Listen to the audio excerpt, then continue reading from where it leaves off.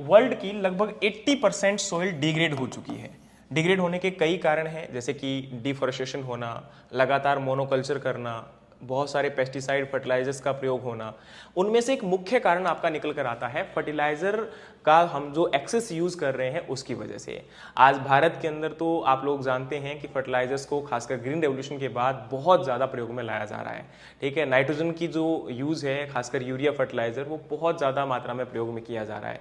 तो इसके लिए अगर हम न्यूट्रिएंट बैलेंस अच्छे से देना चाहते हैं हमारी मिट्टी के अंदर, और फर्टिलाइजर को अगर हम अच्छे से प्रयोग करना चाहते हैं, तो 4R को हमें अच्छे से फॉलो करना चाहिए। और ये 4R कौन कौन से हैं? Right source, right rate, right time, right place. Right source का मतलब क्या है? देखो, सबसे पहले तो हमारी जो क्रॉप की स्पेसिफिक नीड होती है उसी के अनुसार हमें उस सॉइल के अंदर न्यूट्रिएंट्स को अप्लाई करना चाहिए। कई बार न्यूट्रिएंट्स की हमें मिट्टी के अंदर रिक्वायरमेंट भी नहीं है, क्रॉप को रिक्वायरमेंट भी नहीं है, और हम लोग डालते चले जा रहे हैं। ठीक है।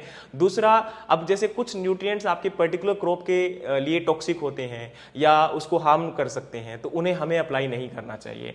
दूसरा है राइट रेट। राइट रेट का मतलब है जितनी जरूरत है उतना ही अप्लाई करें। जैसे आजकल सॉइल हेल्थ कार्ड को फोकस किया जा रहा है, क्यों किया जा रहा है? सॉइल हेल्थ कार्ड के अंदर न्यूट्रिएंट की डेफिशिएंसी आइडेंटिफाई हो जाती है, और जिससे हम आइडेंटिफाई करके जितनी रिक्वायरमेंट है उस क्रॉप के अंदर उतना ही फर्टिलाइजर हमें अप्लाई करना चाहिए। फिर बारी आती है राइट टाइम। ये भी बहुत जरूरी है। एनवायरमेंट को देखते हुए, वेदर कंडीशन को देखते हुए, और क्रॉप की जो ग्रोथ स्टेज है उनको देखते हुए हमें किस टाइम पर आपकी रिक्वायरमेंट है उस टाइम पर ये अप्लाई करें, और ऐसे टाइम पर ना अप्लाई करें वेदर जब खराब है आपका, क्योंकि बारिश के साथ बह के न्यूट्रिएंट दूसरी जगह पर जा सकता है। राइट प्लेस, ये भी एक इंपॉर्टेंट मैटर करता है, क्योंकि अब देखो मौसम के अनुसार हम लोग कब अप्लाई कर रहे हैं, कहां अप्लाई कर रहे हैं, लीचिंग लॉस होगा कि नहीं होगा, इसके बाद क्रॉप उसको इफेक्टिवली यूटिलाइज कर पाएगी कि नहीं कर पाएगी, आपके पौधे की पत्तियों पर अप्लाई करना चाहिए, सोइल में अप्लाई करना चाहिए। तो न्यूट्रिएंट, ये आपके फर्टिलाइजर के केस में हमें इन बातों को जरूर ध्यान में रखना चाहिए। इससे हमारा एक बैलेंस बना रहेगा, हमारी सॉइल जो है वो इफेक्टिवली न्यूट्रिएंट प्रोवाइड भी करेगी, हमारी सॉइल की नेचुरल फर्टिलिटी भी बैलेंस में रहेगी, और जो एक्सेस यूज है उसकी वजह से होने वाले नुकसान से भी हमारी मिट्टी को बचाया जा सकता है,